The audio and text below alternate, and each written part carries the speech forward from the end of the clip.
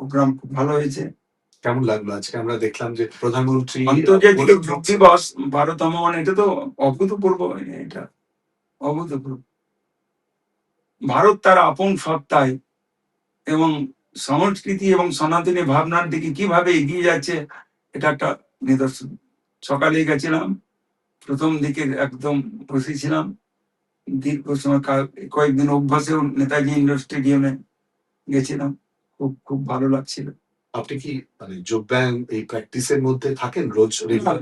প্রতিদিন আমি, আমার সঙ্গে গোপাল আছে জানে, ও মানে কি বলবো, এত ঘুম, মানে কুম্ভকর্ণের মতো ঘুম।